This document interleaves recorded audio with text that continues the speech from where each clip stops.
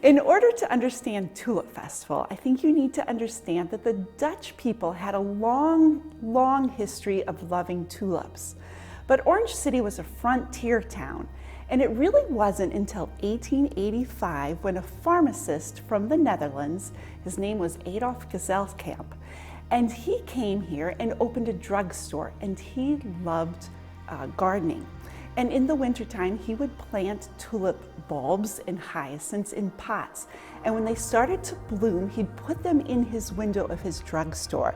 And the local newspaper would encourage people to go view his beautiful blooming tulips. Then he got this great idea that he was going to import tulips from the Netherlands and sell them in his shop. And the newspaper said they sold like hotcakes. And so people in Orange City began to be able to plant tulip bulbs and other bulbs from the Netherlands in their gardens. And so gardening really started to grow. And in 1933, the Yard and Garden Club encouraged people to plant tulips, and they wanted to have a flower show showcasing the most beautiful tulips from people's gardens. The president of the Yard and Garden Club declared that Orange City should become a tulip town.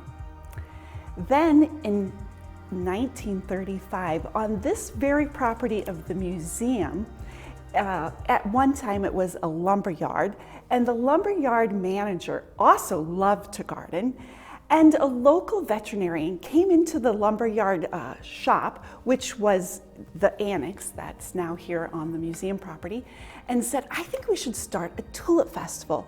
And the two men discussed it, brought their idea to the local Lions Club and other community leaders, and they decided, yes, indeed, it would be a great idea to have a local tulip festival.